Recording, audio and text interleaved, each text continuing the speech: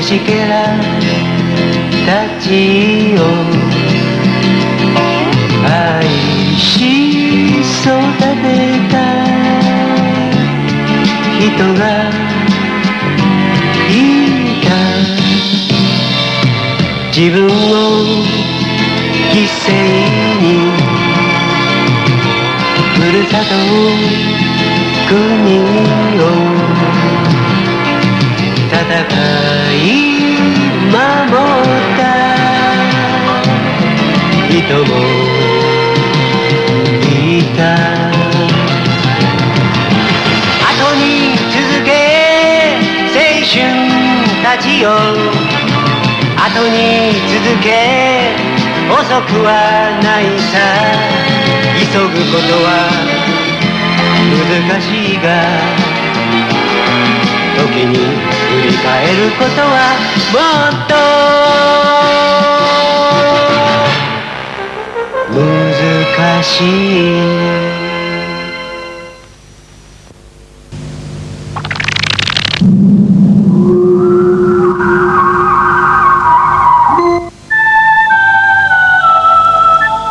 J.N. Henry Faber bunundan 165 yıl burun Fransa'nın bir namrat yezisi dünyaya kelgan.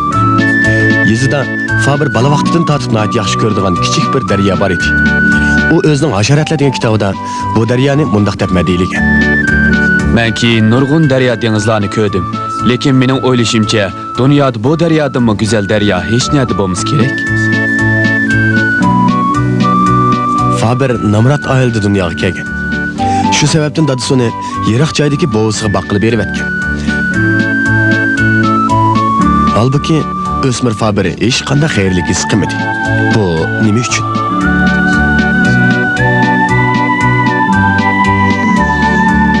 Chunki u ko'ngli ko'zi keng bola bo'lg'achqa bizga hamroh bo'lib doim biz bilan birga o'ynaydi.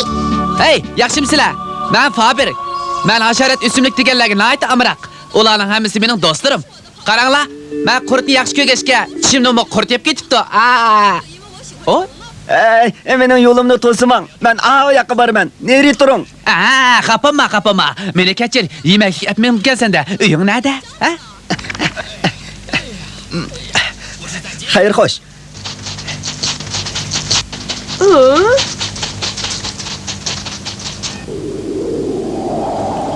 Faberlarning oilasi turmush bek namratlashib ketgachga, u yoqdan bu yoqqa to'la ko'chib, nurg'un so'riqchilik tatdi. Halbuki texmi echinishlik bo'lgani ularning oilasidagilar teri-perang bo'lib tarab ketdi. Shuning bilan Faber o'z yolg'iz ish tepib ishlashga majbur bo'ldi.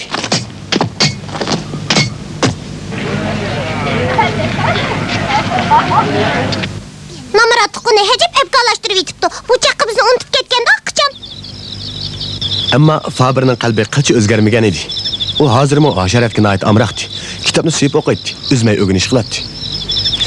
Shundan keyin u shahardagi bir sifandoshiga imtihon berdi va imtihondan birinchi bo'lib o'tdi.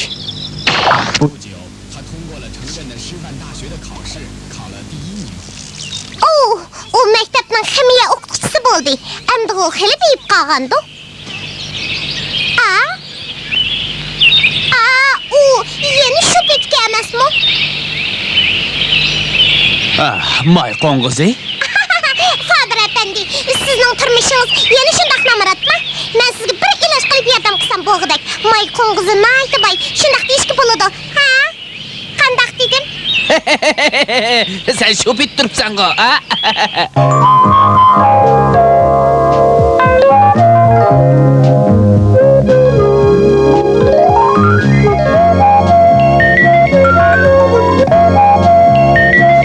Faber shu chaqda bu kichik shirani setib oldi.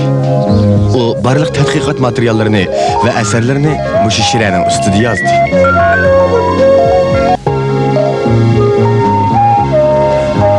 Faber turayotgan bu dashi ajoyib mazali joyga silingan edi. Faber bu yerda ishlayotgan mazgilida nurg'un qurt qo'ng'iz va o'simliklarni o'ziga hamroh qilib olgan edi.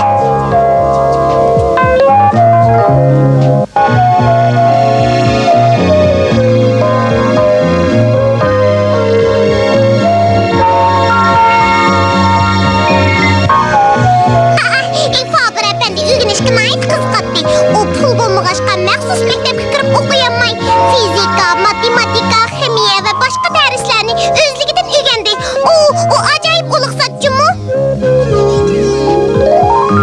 allaqachon bir kitob qurtig'i deyman. Voy, bu efendi kurtqa ilinib qapti-ku. Qaranglar, u bizning qatorimizga qo'shildigan bo'pti. Rost. Shu ishlardan keyin Faber o'rta maktabga o'qituvchi bo'lish maqsadida boshqa maktabga o'tgandi. U Korsika orolidagi bir joy edi. Korsika oroli hammiyada gulchechaklar echilgan go'zal orol bo'lib, Faber maktabda fizika darsi o'tgach, doim sirtlarga chiqib aylanib keladi. Bir kuni Dashoning o'simlik ilmini tadqiq qiladigan mashhur professor Faberni ziyorat qilib keldi. Ular o'simlik va hasharotlarni birlikda kuzatdi hamda nihoyat tezda chiqishib ketdi. Faber efendi, mening siz matematika va fizikani tadqiq qilgandan ko'ra hasharot ilmini tadqiq qilsangiz bo'g'adak. Qisqasi siz hasharotga bak havas qiladigansiz. Hasharotga havas qilgansiz? Faber professorning da'vatqanlari dal o'zining mengishga tegishli yo'li ekanligini shundan keyin bildi.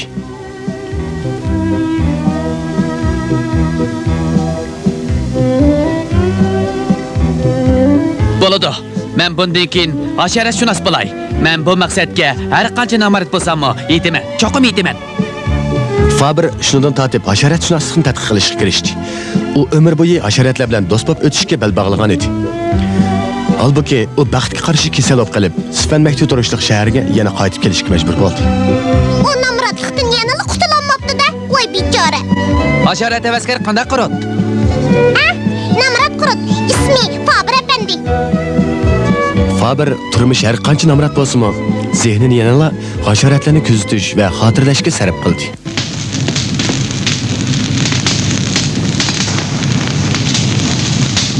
Mening qalbimda g'oyat zo'r o'tlar o'ldayotidir. Sarkarda, biz yashayotgan dunyoga ko'chib kelmamsiz. Bo'ladi. Biz obdan do'st bo'laylik. Men bir yo'qsil qurut. Qaranglar. Bir kuni Avat shahar Parijda.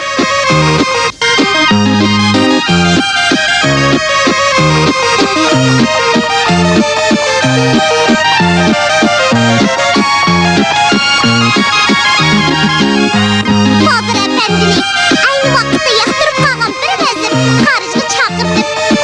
Onunğa Fransiyaliklarning eng oliy sharaf medalini taqdim qilgan edi. Shu chaqda yana bir qism munavvar olimlar bilan billa Napoleon ishning qabul qilishiga erishgan. Qaltis odamkan-da bu. O nima odam, o nima degan paskada? Namratlik deydigan eliq yangi ilmni tadqiq qilgan odam shu deyman. Shundaqmi ilm bo'lamda? Oy efendim, buningdan boshqa o'taroq bir kiyimingiz yo'qmi? Boshqalar sizga qarab hayron qilyapti.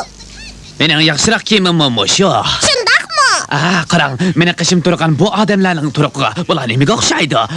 Durust, bular parazit qurtlarga o'xshaydi.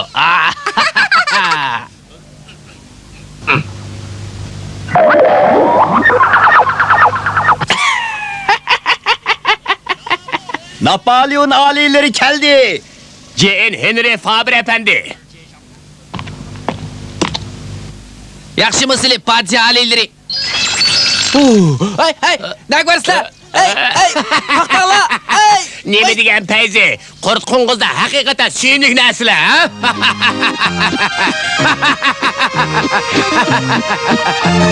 Ularning Parijni ko'gisi o'xshaydi. Bu efendim haqiqatan yaxshi gap. Afsuski, sharaf medali Faberni namratlikdan qutqizib qolamadi. U pul tepib turmushni qamdash uchun kitob yozishga kirishdi. Ammo bu chaqda Faber 50 yoshdan olib ketgan edi.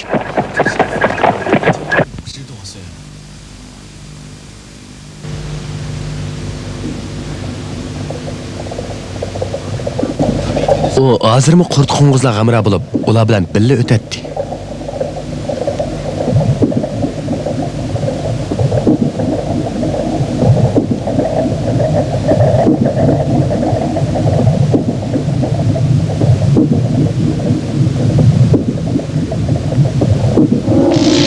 Sizlar bilamsizlar, Faber efendi o'zi bir umr kuzatgan hasharotlarning yashash ahvoli to'g'riliq Hasharotlar nomli bir kitob yozib, uni jamiyatga taqdim qildi.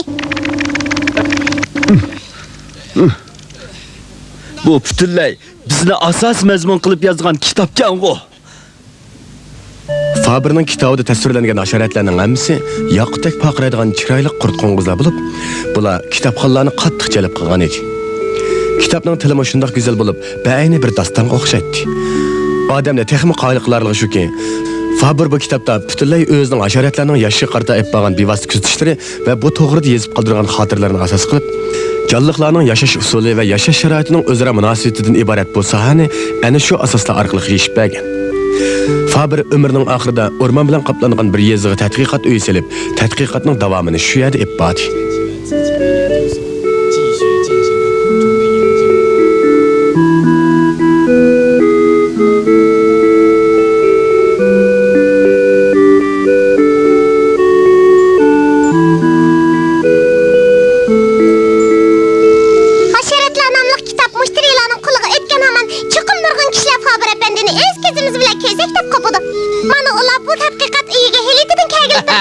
Qaraganda men namarat bo'lgan bilan, bak e'tibor qurt o'xshamamdi men. Ha? Faberning hayoti ana shunday namratlik ichida o'tdi. Halbuki u turmushni qizg'in suyib, butun umrini hasharotlar tadqiqotiga bag'ishlab, insoniyat uchun qimmatli boyliqlarni qoldirib ketdi.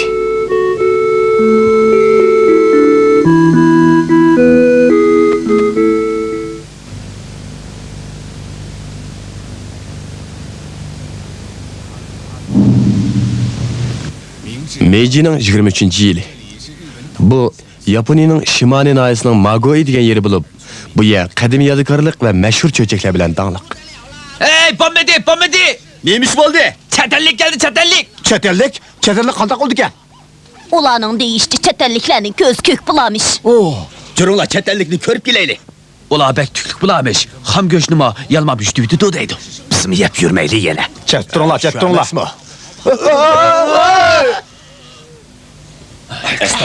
Saçmalar emin. Hey, o ikisi nima odamga? Ajnabiy kiyinib olibdi, qarg'ana turqiga. Ajab odamlarga yashamasmi? Hey, ularga yem bo'lib ketmasmiz, ha? Bir nima deb bo'g'ilib bo'lmaydi.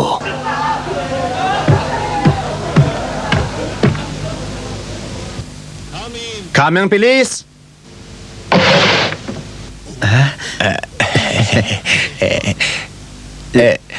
Yohan efendi, seni bo'lamlar.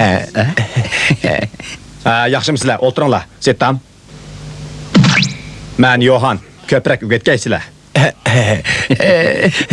Yohan efendi, siz bilamsiz? Yohan.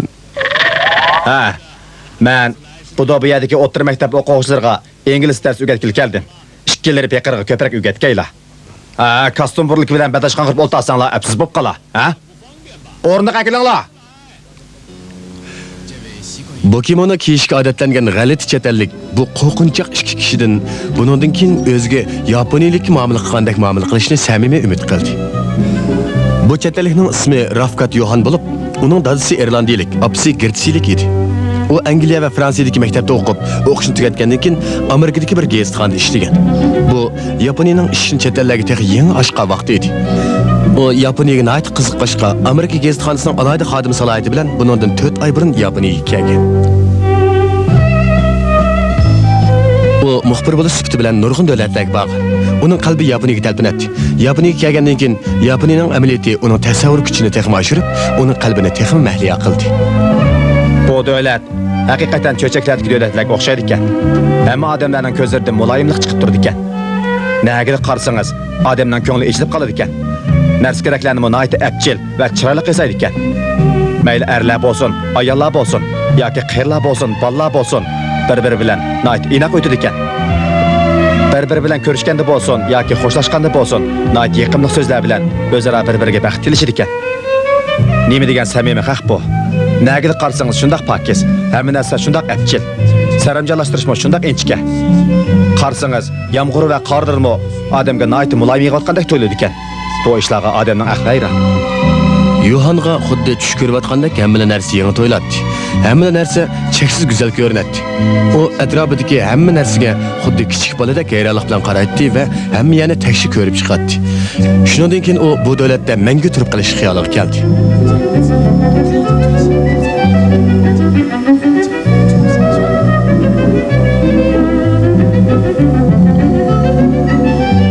Nami Amitabha. Bu acayip çoğun devletkenci mi? Yuqorqi sabablar tufaylidan Yohan Magoidagi bu kichik bozorga keldi. Mening sizlar bilan bak do'st bo'g'im bor. Yohan Magoidagi tarixiy an'anaga boy bu bozorni bir ko'rib yoqtirib qoldi. U maktabda dars bo'lsin yoki bo'lmasin, bir oz vaqt chiqsina, ko'chalarni aylanib keladi.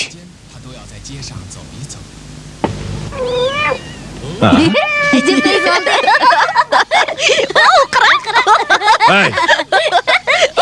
Unda qilsanglar qanday bo'ladi? Unda qilmanglar. Müşteklanglar. Acab aşırı uyutadigan odam ekan. Qo'rqma jonivor. Qo'rqma. Nima chirayimsiz bolasizlar? Biz chaqchaq qilib sug'chim deb baqqandiq. Endi chataq yo'q. Qo'rqma. Qo'rqma. Yohanning oq ko'ngil odam ekanligini bozordagilar nihoyat tezda bilib ketdi. Bechor mushuk. Keyin u yapon qiz Rafkat Yoshiko bilan turmush qurdi. Ular yapon pasında saramjalashtirilgan bir uyni ijaraga olib o'tirib, baxtli turmushni boshladi.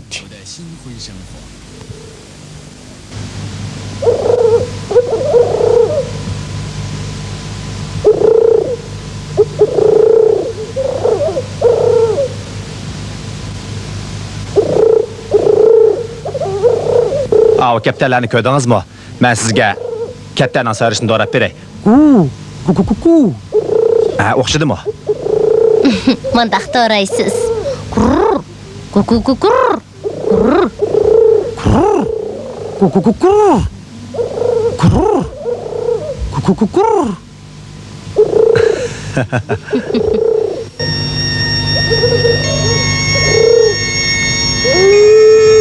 Bir kuni kechda xotini uningga Yaponiyaning qadimiy bir hikoyasini aytib berdi. U bu hikoyani anglab ashushni butunlay yo'qotdi. Nima degan go'zal til. Nima degan sirli vaqa. Uning bu hikoyalarni qayta anglag'isi kelib turadi. Shundan keyin u xotiniga doim hikoya aytib bering deb turib oladi. Bo'lib u g'alati va qo'rqinchli hikoyalarni anglashga pek amroq edi. Hikoya aytishga mahir bu ayol bolalik davrida anglagan qadimiy hikoya va rivoyatlarni, bo'lib ba'zi bir qo'rqinchli hikoyalarni eriq so'zlab beradi. Yohan mundaq chaqlarda chiroqni g'uvaqib qo'yib, butun zehnini hikoya anglashga markazlashtiradi. U anglab etib qo'rqqanidan yuraklari sep ketsimi, yana oxirini ayting, anglay deb turadi. Bu hikoyalar qo'rqinchli bo'lsa-mu, ammo Yohanga nihoyat qiziqarli tuyuladi. Shuni u harmay anglaydi.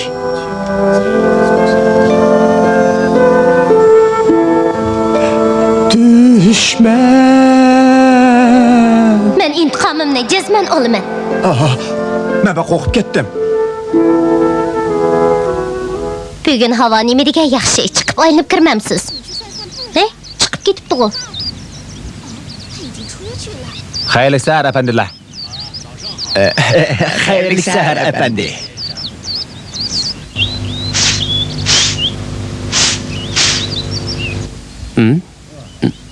Xayrli sahar efendi.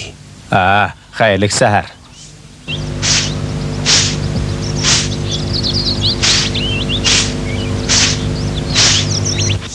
Yohan, siz ibodatxona va madrasalarga nimancha amroq? Chunki Yaponiyaliklarning qalbini ibodatxona va madrasalarda nihoyat yaxshi tushunigili bo'ladi ekan. Siz Yaponiyaning jinini yaxshi ko'rib qoldingizmi nima? Siz aytgan hikoyalardagi jinlar yaponlarning tasavvur kuchining namoyandasi.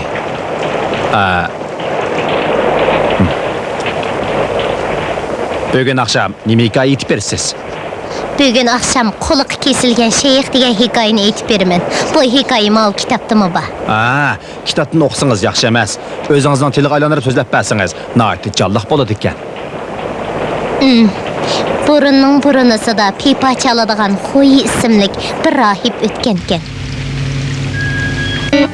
U Yubi Urajin podshohligining ro'naq tepishi va vayron bo'lishiga doir naqshlarni aytishga nihoyat mohir ekan. Yoz kunlarining bir oqshimi Xo'yi bilan shayx bir ibodatxonaning oldiga kelib, pipa chalib o'ltirsa, to'satdan bir notunish polvon kelib, qattiq baqiribdi.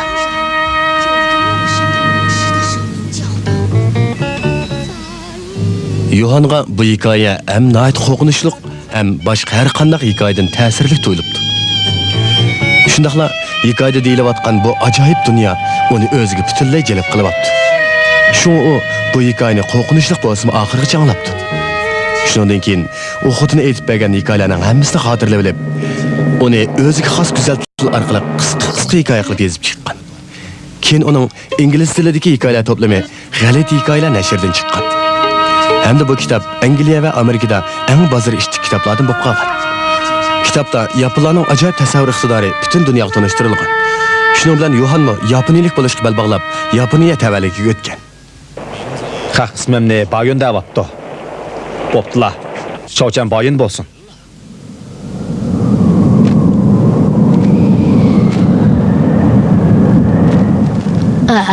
Sirti shamol chiqqili turibdi. Bu shamolning ovozi emas. Tayra jamiyatining zavolliqqa yuz tutgandan keyingi sadolari. Nima degan ichinishlik, nima degan tez vayron bo'lish. Rafkat Yohan keyin Tokiodagi bir universitetda Angliya adabiyoti darsi o'tdi. Hamda shu mazgilda nurg'unlagan munavvar asarlarni yozdi. U bu asarlarda Yaponiyaning go'zal tabiiy manzarasini va odamlarning nozik psixikasini tasvirlab berdi. Yaponiyaning mo'l madaniyati mana mushu ikki xil asos ustiga qurilgan. Men xato holda chet el tug'ilib qolgan yaponiyalik bo'lsam-mu, lekin men hozir baxtimga yarasha, yana o'zimning haqiqiy yurtga qaytib keldim. Men endi hech nega bormayman. Rafkat Yohan. Yo'q. Mening ismim Shovchan Bayun.